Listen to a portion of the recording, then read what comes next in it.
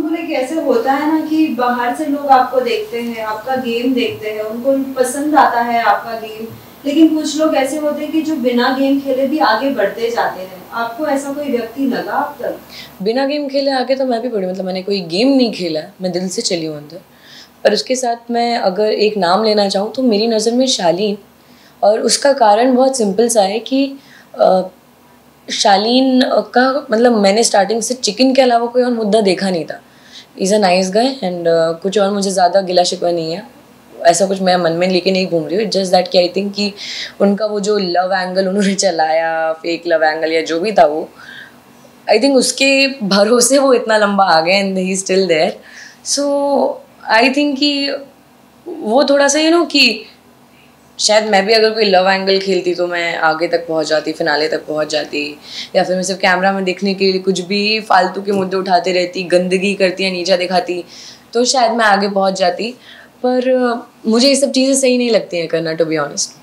हाय सुम्बुल, सबसे पहले welcome to the channel. Thank you. सबसे पहले ये जानना चाहेंगे बिग बॉस का सफर कैसा रहा, क्योंकि जाते वक्त हमने देखा था सुम्बुल एक अलग ही अवतार में स्टार्टिंग के डेज में दिख रही थी, फिर बाद में हमने देखा कि एक अलग ही आपका रूप दिखा है। आई थिंक कि वो बहुत डिफरेंट जर्नी रही ऑफ कोर्स, एंड जैसा मैंने एक्सपेक्ट किया था वो कहीं से कहीं तक बिल्कुल वैसी नहीं थी। पर एक चीज़ मुझे अच्छी लगी कि हाँ, मुझे मतलब लर्निंग एक्सपीरियंस था, बहुत चीज़ें सीखने को मिली। उसके साथ साथ एक ये चीज़ हुई कि वो बहुत रियल जर्नी रही, कि स्टार्टिंग में भले ही मैं फिट इन नहीं कर पा रही थी, देन कुछ और चीज़ें हो गई जिससे मैं और ज़्यादा it was more like a downfall for me, and then वहाँ से वापस से ऊपर आना, एंड सो आई थिंक कि it was a natural journey. तो उस चीज़ की मुझे थोड़ी खुशी है कि हाँ, एक रियल जर्नी थी मेरी। अभी हम देख रहे हैं कि बहुत से ऐसे आपके फैंस हैं जो बोल रहे थे सुम्बुल को नहीं निकलना चाहिए था, वो डिजर्विंग थी, ट्रॉफी उनके हाथ में होनी चाहिए थी। क्या लगता है आपको, ऐसा कौन सा व्यक्ति है जो अभी भी अंदर है और वो डिजर्विंग नहीं है?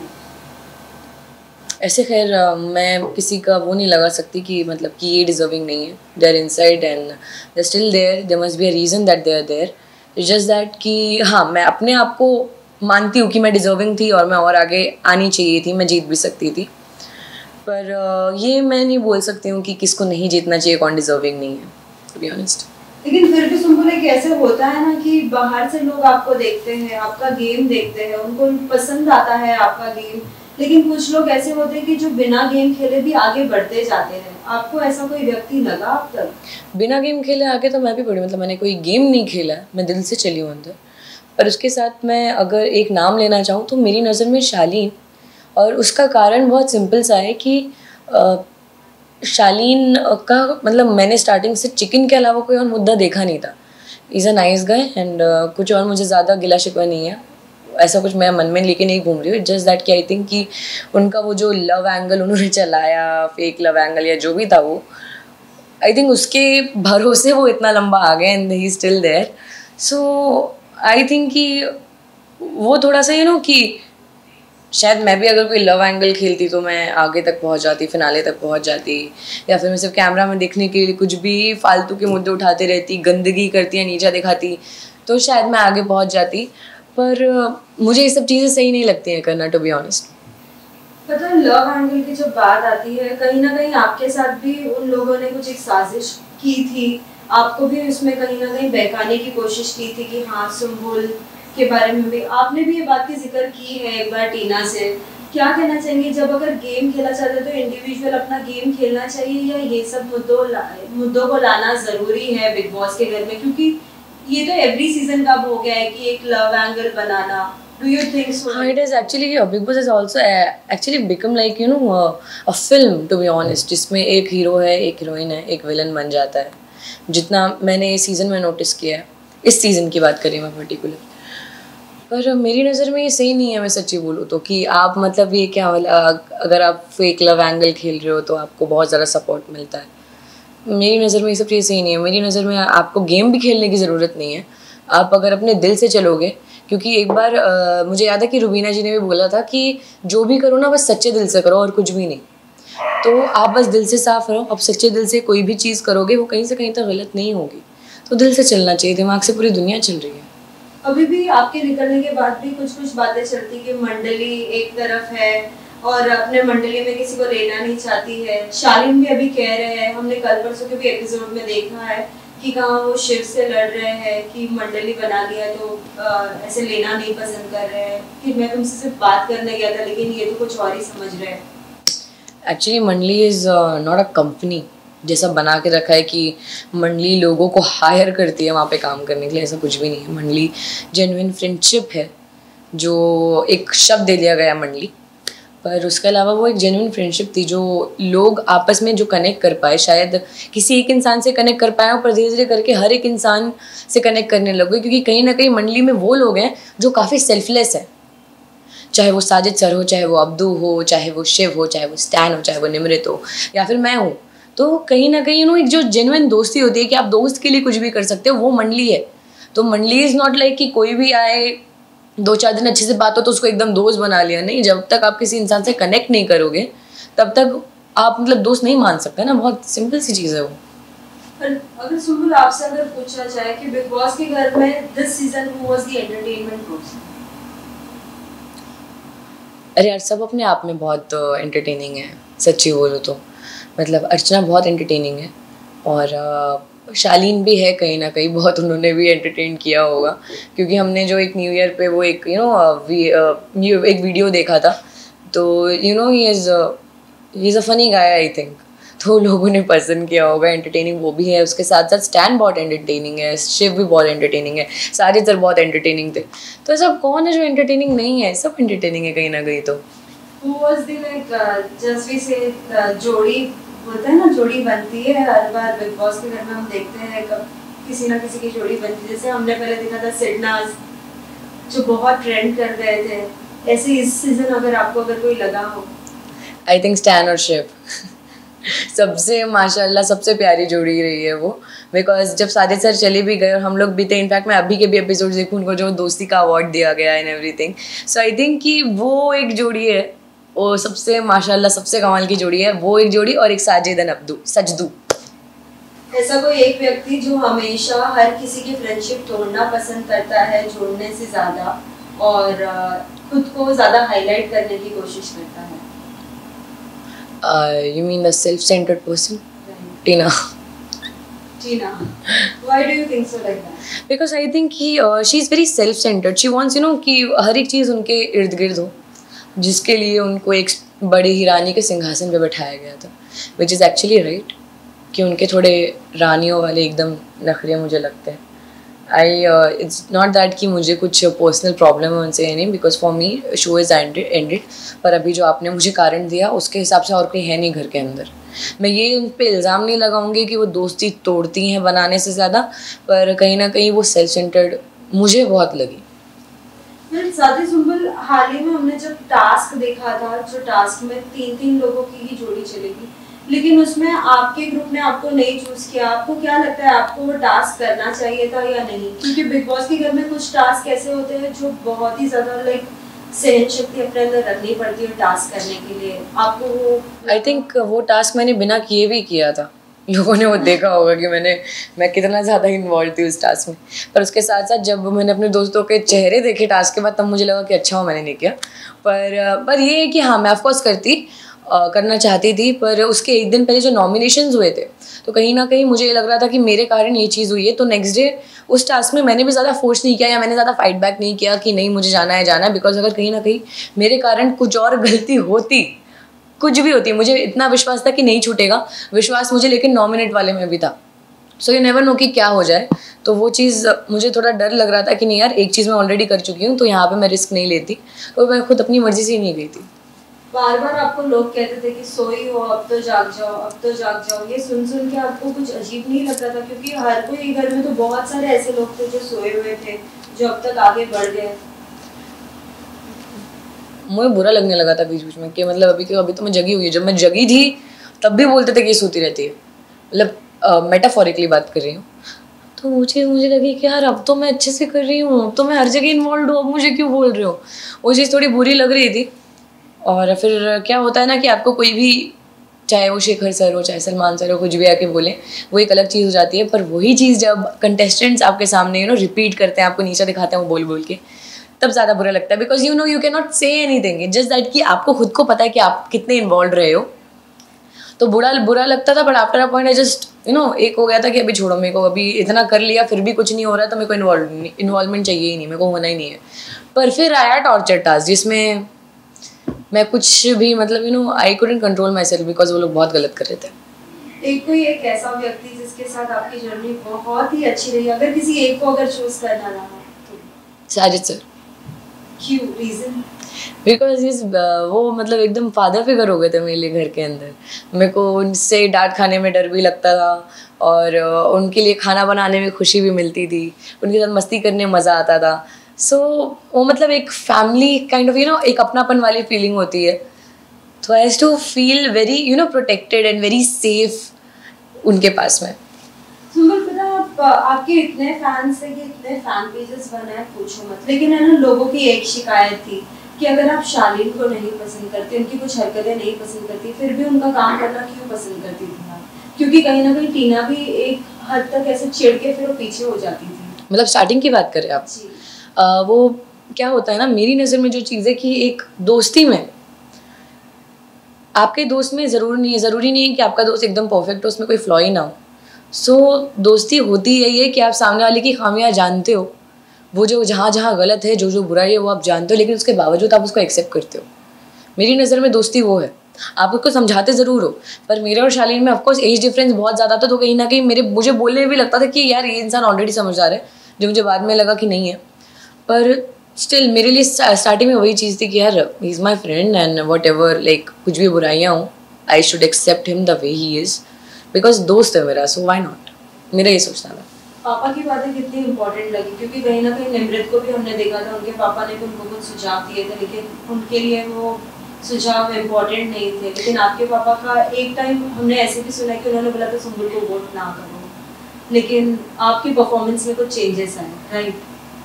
आई थिंक कि निमृत के लिए ऐसा नहीं मैं बोल सकती, क्योंकि वो ऑफकोर्स कि इम्पॉर्टेंट नहीं थे, उनके पापा ने जो बोला। पर एक चीज़ हो जाती है जो शायद मैंने भी सेकेंड वीक में की थी, कि हमें कहीं ना कहीं ये लगता है ना कि हम वो ज़िंदगी जी रहे हैं, बाकी लोग वो ज़िंदगी देख रहे हैं, तो हम क्या चीज़ फील कर रहे हैं वो हम जानते हैं। उस चीज़ में हम गलत हैं, वो मैं भी मानती हूँ, एंड आई गेस वो निमृत भी मान रही होगी। पर उसके साथ साथ वही एक जो फीलिंग होती है ना कि मैं ये चीज़ देख रही हूँ, मैं पूरा ज़िंदगी जी रही हूँ, और मैं अभी तक अपने हिसाब से करते आई हूँ सब चीज़, तो यू नो थोड़ा वक्त लगता है हर एक चीज़ को एक्सेप्ट करने में। क्योंकि मैंने भी एक्सेप्ट नहीं किया था जब पापा ने सेकंड वीक में आके मुझे बताया था, जबकि मुझे लगा था कि टीना शालीन मेरी सबसे अच्छी दोस्त है। पर यहाँ वही चीज़ यू नो गलत हो गई। पर बाद में जब वो कन्फेशन रूम वाली चीज़ हुई, तब साजिद सर ने मेरा बहुत साथ दिया, क्योंकि मैं वो इंसान नहीं हूँ कि मैं एकदम रूडली मुँह पे बोल दूँ कि जाओ मुझे बात ही नहीं करनी है, ऐसा मुझसे वो होगा ही नहीं। पर फिर भी कहीं ना कहीं मुझे थोड़ा स्ट्रिक्ट बनना पड़ा, जिसमें साजिद सर ने मेरा बहुत साथ दिया। फिर जब आपके पापा से भी बात हुई थी, उन्होंने कहा था कि सुंबुल को इसलिए मैंने भेजा है कि कुछ थोड़ा इंडिपेंडेंट रहे, कुछ नया सीखने मिले। आपसे जानना चाहेंगे बिग बॉस के घर में जाने के बाद क्या कुछ बदलाव आपके अंदर आए हैं और क्या कुछ आपने सीखा है इतने कम उम्र में? आई थिंक मेरे पेशेंस लेवल और हाई हो गए, और अब अगर मुझे कोई भी मेरे बारे में बुराई करना चाहता है, कुछ भी बोलता है, कुछ भी बोलना चाहे, तो मुझे बिल्कुल फ़र्क नहीं पड़ेगा। अंदर से मैं बहुत सुन के आई, जितना नहीं सुनना चाहिए था वो भी सुन के आई। सो या मुझे नहीं लगता कि मुझे उन चीज़ों से फ़र्क पड़ेगा, बिकॉज यू नो एक सहन शक्ति और बढ़ गई है, पहले भी थी अभी और ज़्यादा बढ़ गई है। उसके साथ साथ अब you know gonna be little more reserve ना, क्योंकि मैं हर एक इंसान के साथ बहुत पोलाइट रही हूँ हमेशा से, मस्ती करना ये सब। पर ज़रूरी नहीं है कि हर एक इंसान को मस्ती समझ में आए, क्योंकि वो कई बार गलत तरीके से भी यू नो समझा गया है। तो अब किसके साथ फ्रेंडशिप नहीं रखना पसंद करेंगे और रखना पसंद करेंगे? After all like big boss के विजेता के बाद तो आप सभी एक साथ मिलेंगे, तो आई थिंक एक्सेप्ट फॉर टीना शालीन सबके साथ मैं दोस्ती रखना चाहूँगी। अगर फिर भी अगर वो सामने से दोस्ती का हाथ बढ़ाते हैं तो आप पसंद करेंगे? नहीं, मुझे नहीं लगता वो लोग बढ़ाएंगे, पर अगर बढ़ाए तो भी नहीं, सॉरी। वेल सुंबुल, एक और चीज़ जानना चाहेंगे, क्या लगता है बिग बॉस की ट्रॉफी किसे जीतना चाहिए? कौन डिजर्विंग है जो स्टार्टिंग टू लास्ट तक जिसकी मेहनत पूरी तरीके से रही है? अगर मैं मेहनत की बात करूँ तो फिर शिव, और मतलब दोनों ही मेरे दोस्त हैं, शिव स्टैन, मैं तो बोलती दोनों को जिता दूँ, पर दोनों एकदम माशाल्लाह प्यारे हैं, और दोनों इतने डिफरेंट है एक दूसरे से भी। सो मेरे हिसाब से डिजर्विंग डिफरेंट लोग हैं जिन्होंने हर एक सिचुएशन को बहुत डिफरेंटली हैंडल किया है। प्रियंका ऑफकोर्स बहुत स्ट्रॉन्ग प्लेयर है, पर उसके साथ साथ उनका एक ही तरीका है वो झगड़ा करने वाला, पर शिव का वो तरीका नहीं है, ना ही वो स्टैंड का तरीका है। स्टैंड अपनी बात बोल के निकल जाता है, उसको नहीं फर्क पड़ता सामने वाला क्या सोच रहा है। सो आई थिंक स्टैंड और शिव बहुत डिफरेंट है, तो मेरी नज़र में तो शिव या स्टैंड को ही होना चाहिए। अगर अभी भी अगर आँख खोलना अगर रहा किसी का, जितने भी अभी कंटेस्टेंट है घर में, अगर किसी एक को अगर कुछ सुझाव देना हो कि अगर आपके साथ ये गलत हो रहा है आप प्लीज़ हट जाइए ये चीज़ करने से, तो किसे आप सुझाव देना चाहेंगे? मैं किसी को सुझाव नहीं देना चाहूँगी क्योंकि मुझे मालूम है कोई मानेगा भी नहीं, वो घर ही ऐसा है, इसको किसी को कोई जो भी बोलो कोई मानने को कभी नहीं सिंपल आपने बहुत सपोर्ट किया है। जैसे कि अब तो मैं आपको क्या ही बोलूँ, ऐसा लग रहा था कि आपके दोनों भाई है शिव और स्टैंड, दोनों के लिए आपने इतना टास्क में बोला है, भले वो बाल्टी टूट गई थी चाहे वो फिशेस वेस्ट हुए थे। वो मैंने बोला हमेशा जस्ट दैट ना कि अगर मैं किसी को सुझाव दूँ, ऑफकोर्स मैं अपने दोस्तों को सुझाव नहीं दूंगी, मेरे हिसाब से वो एकदम बढ़िया चल रहे हैं, पर बाकी जो लोग हैं उनमें से किसी को दूंगी तो उनको फर्क भी नहीं पड़ेगा। जो घर के अंदर मेरे साथ हो चुका है, बहुत सुझाव देने की कोशिश की, कोई नहीं सुनता, कोई मतलब नहीं है एनर्जी वेस्ट करने का, बता रही हूँ मैं। पर एक बहुत छोटी सी चीज़ है बट कि आई थिंक अर्चना अगर कुछ बहुत गुस्से में कुछ ज़्यादा बह जाती है, नहीं तो है वो माशाल्लाह बहुत प्यारी लड़की है, बहुत एंटरटेनिंग है। अगर वो इतना ज़्यादा गुस्से में बह ना जाए, थोड़ा सा कंट्रोल में रहे, तो उससे ज़्यादा प्यारा कोई नहीं है।